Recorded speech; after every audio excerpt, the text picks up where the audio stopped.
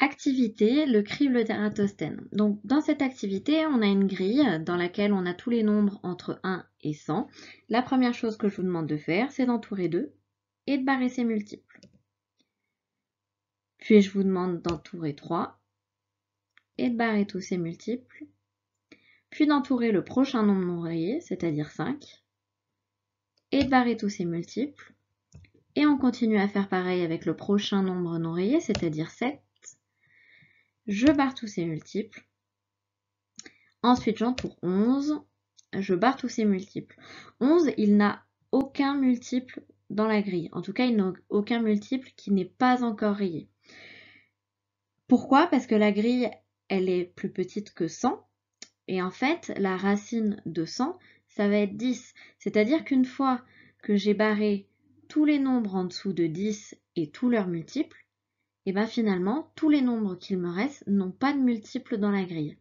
Il me reste donc 11, 13, 17, 19, 23, ainsi de suite, tous les nombres entourés en noir. Et la particularité de ces nombres entourés en noir, c'est que ce sont les nombres premiers inférieurs à 100. C'est-à-dire que le crible d'Ératosthène, il est là pour pouvoir nous montrer, il nous trouve les nombres premiers inférieurs à 100.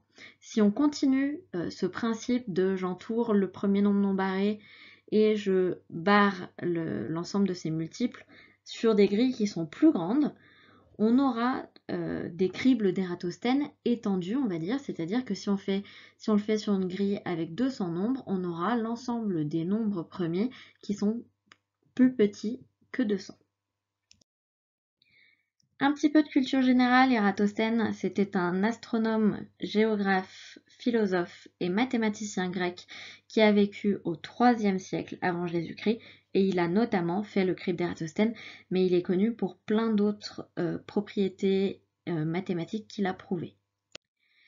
Je vous ai demandé d'écrire dans votre cahier le grand 3 des compositions en produits de facteurs premiers. Donc ça va être une des premières applications de l'utilisation des nombres premiers, c'est la décomposition en produits de facteurs premiers. Donc déjà, la propriété qu'on va utiliser pour pouvoir faire cette décomposition, c'est que tout nombre supérieur à 2 peut s'écrire comme un produit de facteurs premiers et cette décomposition est unique. C'est-à-dire que n'importe quel nombre, je peux l'écrire sous la forme de un nombre premier fois un autre nombre premier. Je fais un exemple. Avec le nombre 18, 18, je peux l'écrire 2 fois 3 fois 3. Dans ce cas-là, j'ai trouvé la décomposition en produit de facteurs premiers de 18. Je fais la même chose avec 40. 40, je l'écris 2 fois 2 fois 2 fois 5. Et ça, c'est donc la décomposition en produit de facteurs premiers. Attention, 40, je peux l'écrire aussi 8 fois 5. Cependant, 8, ce n'est pas un facteur premier. Donc 8 fois 5, c'est une décomposition en facteur de 40, mais ce n'est pas une décomposition en facteur premier de 40. Et ce qui m'intéresse ici, c'est que tous mes facteurs soient premiers.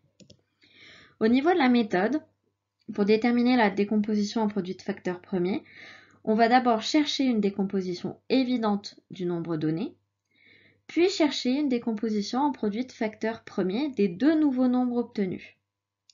Ainsi de suite, jusqu'à ce qu'on n'obtienne que des nombres premiers. Pour cela, on peut utiliser un arbre de décomposition. On va l'appeler arbre parce qu'en fait, en haut, on va avoir la racine de l'arbre, qui est le nombre qu'on veut décomposer, qu'on va faire évoluer en branches qui vont nous donner la décomposition en produit de facteurs premiers. J'illustre ça grâce à deux exemples, avec 24 et 84. Je rappelle que la première étape de la méthode, c'est de trouver une décomposition évidente. Décomposition évidente, ça veut dire une décomposition évidente pour vous, pas pour le voisin, pas pour moi, mais une décomposition évidente pour vous, c'est-à-dire que pour moi, 24, c'est 4 fois 6. Peut-être que pour vous, 24, c'était 2 fois 12. D'accord? Ça, peu importe. L'important, c'est qu'à la fin de l'arbre, on ait bien la même chose. Donc, 24, je le décompose en 4 fois 6, puis je fais comme si je recommençais le travail en fait. Je regarde 4 et je trouve une décomposition évidente. La seule décomposition de 4, c'est 2 fois 2. Je regarde 6 et je trouve une décomposition évidente. La seule décomposition de 6, c'est 3 fois 2. Je regarde les nouveaux nombres que j'ai obtenus. j'ai donc 2, 2, 3 et 2. Chacun de ces nombres est un nombre premier, donc le bout de mes branches sont tous des nombres premiers. J'ai donc fini ma décomposition. C'est-à-dire que la décomposition en produit de facteurs premiers de 24 est 2 fois 2 fois 2 fois 3. Je mets tous mes nombres multipliés les uns à côté des autres. Je peux écrire 24 égale 2 fois 2 fois 2 fois 3 ou encore 2 au cube fois 3. Même chose avec 84, je cherche d'abord une décomposition évidente. Moi j'ai trouvé 2 fois 42. Peut-être que certains avaient trouvé 4 fois 21. Une fois que j'ai trouvé 2 fois 42, je regarde chacune de mes branches. J'ai donc 2 qui est déjà un nombre premier, donc je ne le touche pas. Et je regarde 42. 42, ce n'est pas un nombre premier, donc je vais devoir le décomposer. La décomposition évidente que j'ai trouvée, c'est 2 fois 21. 2, c'est un nombre premier, je ne le touche pas. 21, je vais le décomposer car ce n'est pas un nombre premier. 21, je le décompose en 3 fois 7, qui sont tous les deux des nombres premiers, donc j'ai fini ma décomposition. La décomposition en produit de facteurs premiers de 84 est donc 2 fois 2 fois 3 fois 7. C'est tous les nombres qui sont en rouge que je multiplie entre eux. Je peux aussi l'écrire 2 au carré fois 3 fois 7. On va essayer de privilégier dans l'écriture d'écrire les nombres par ordre croissant. C'est-à-dire que j'écris d'abord les 2, après les 3, après les 5, après les 7, ainsi de suite. Pensez bien à entourer ou surligner les nombres qui sont au bout de vos branches et surtout à bien vérifier que ces nombres sont bien des nombres premiers. D'accord? On veut une décomposition en produit de facteurs premiers. Donc si de base vous mettez 21 dans une décomposition, ça ne fonctionne pas. Dernière chose, on peut utiliser la calculatrice pour vérifier ces calculs. Vous pouvez utiliser pour cela la touche seconde puis la touche décompte, qui vous permet d'avoir directement l'écriture de votre nombre décomposé en produit de facteurs premiers.